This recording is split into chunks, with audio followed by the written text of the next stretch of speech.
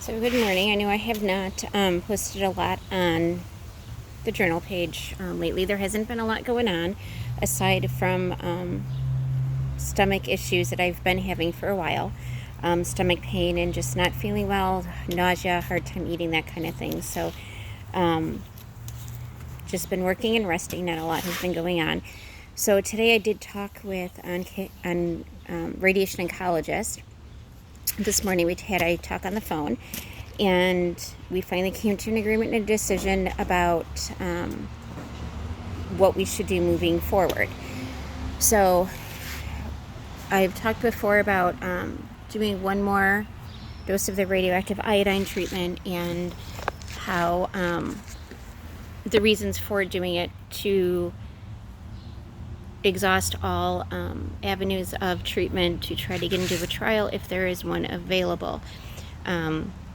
We've talked about not doing it. We've talked about just watching the cancer. We've talked about a lot of things. So the cancer marker, which is the thyroglobulin, it's a protein, and it has, been going up. We've been watching it.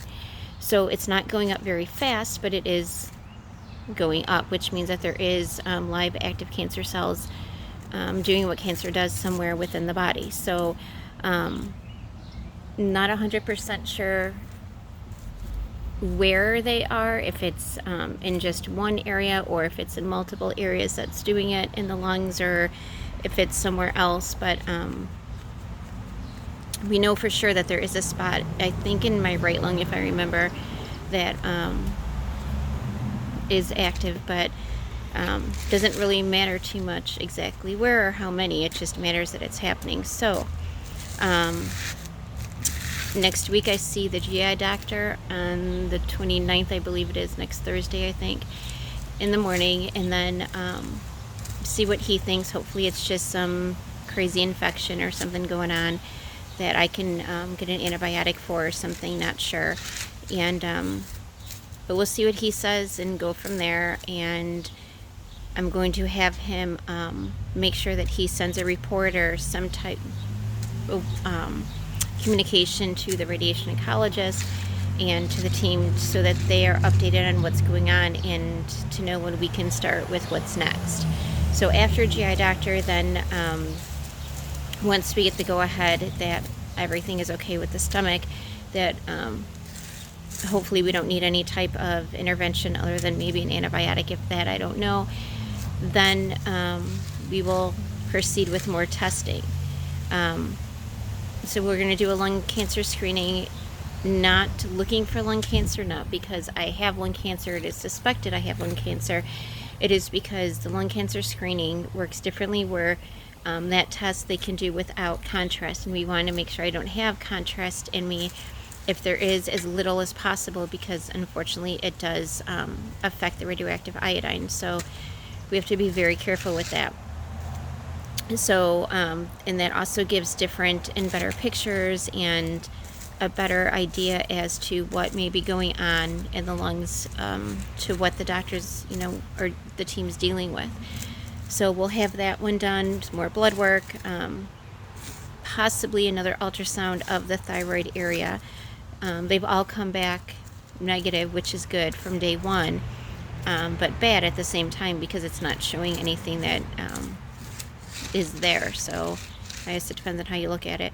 And then from there, once we have all the results back, we're going to touch base with each other again and go ahead and do the last radioactive iodine. So that is the pill that is swallowed, and then I go into confinement for a while, and they randomly check my Geiger readings to see where I'm at and let me know when it is safe to be around people, animals, the distance. They may tell me I can be around people, but I have to stay 6 feet apart or 3 feet apart or 20 feet, whatever.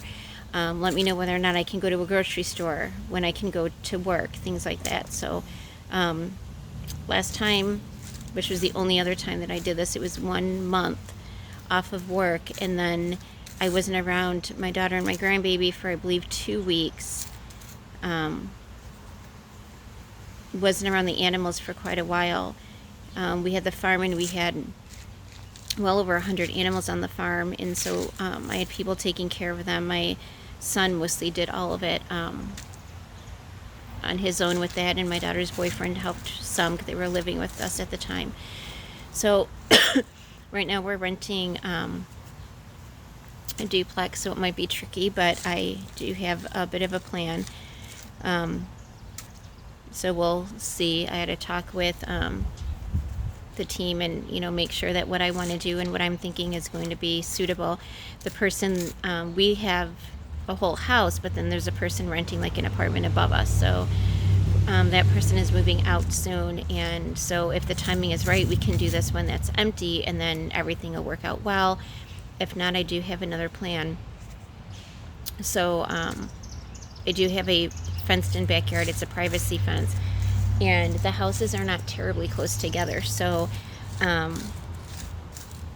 maybe I can just throw a tent in the backyard and sleep out in the tent for a few days. I love camping, so it would work. But I also have a basement. It's not finished, but it doesn't matter.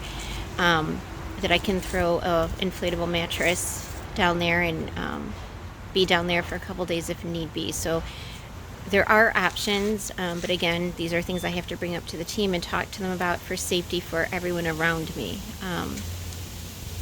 So we'll figure that out closer to the time. We don't have to worry about that today. After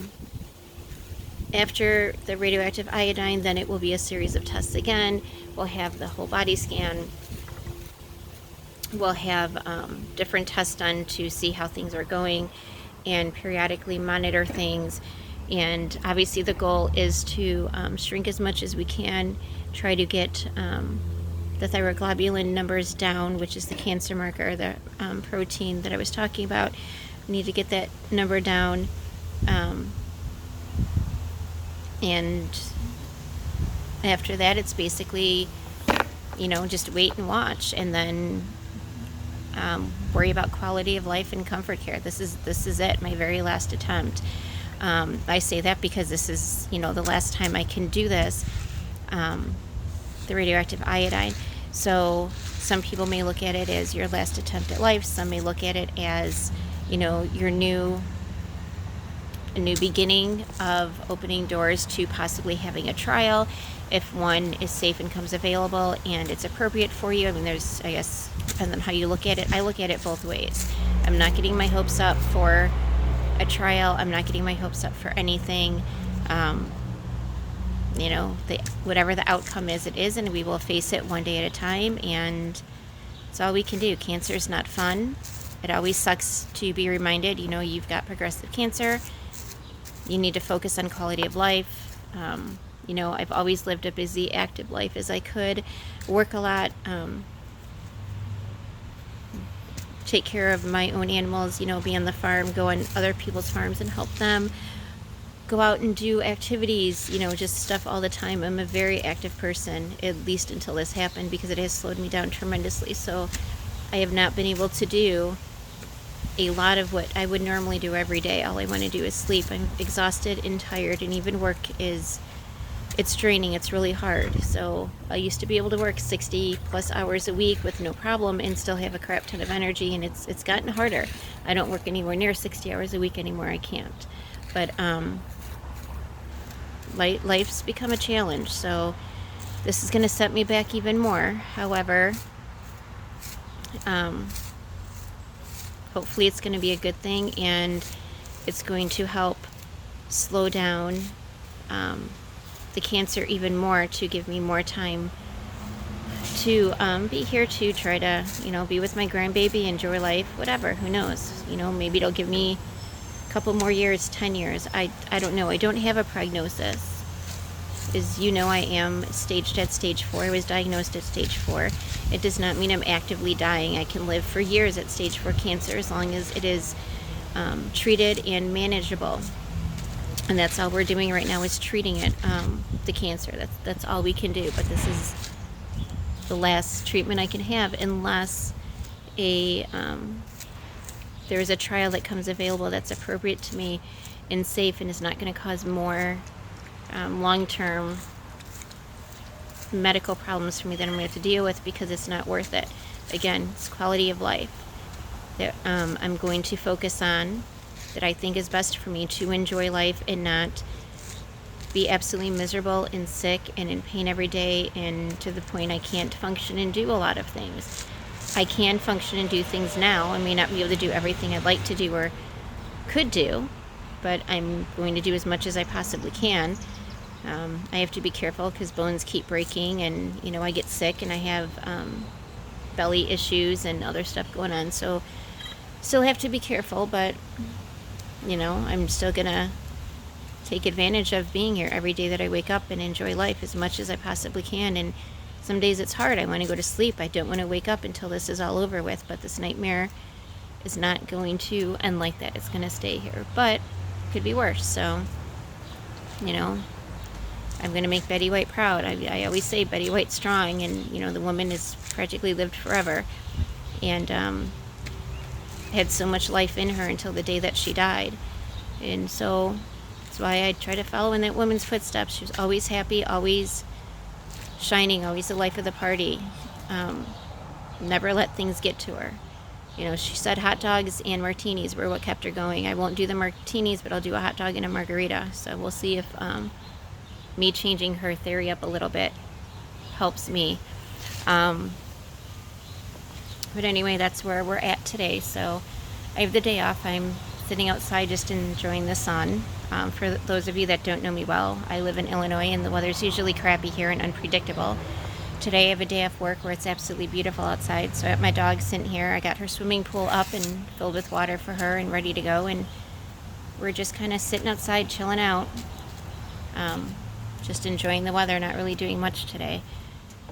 I don't even know what the temperature is, but it's pretty hot and humid out here, but it's beautiful. So that's it. So that's the only update I really have for you guys. Other than that, it's just, like I said, trying to enjoy every day, get rest, try to eat and keep food down. I haven't been actually throwing up, but I've been extremely nauseous. So lots of nausea medicine. I did get an acupuncture nausea bracelet. I wasn't too sure about it. Kind of skeptic a little bit about how that would actually work, because it looks like just a cloth bracelet, something like someone would wear in the 80s around their ankles or their wrists or something. And when they're at the gym working out or whatever, doing aerobics or something. But yeah, I went at CVS. I think it was $15. There were 2 in the package. The directions say for best results to wear 1 on each wrist. Well, I had one on my left wrist. It's swelled my wrist so bad that it hurt, and I was having a hard time moving my wrist and my finger. So I took it off of that one. Once the swelling went down, my wrist was fine again. Put it on my right wrist, and I didn't have any issues. It's tight and it's uncomfortable on either wrist, but my right one did not swell up.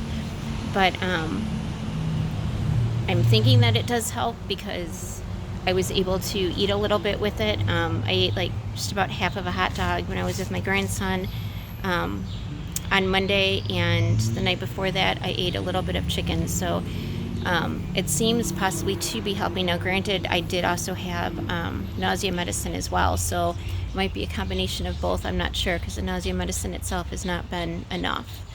But so we'll see. So I know I haven't been updating a lot, but there really has not been a lot going on. Once the whole process starts, then I will be doing more videos updating you guys again about the procedure and what has to be done when someone has radioactive iodine.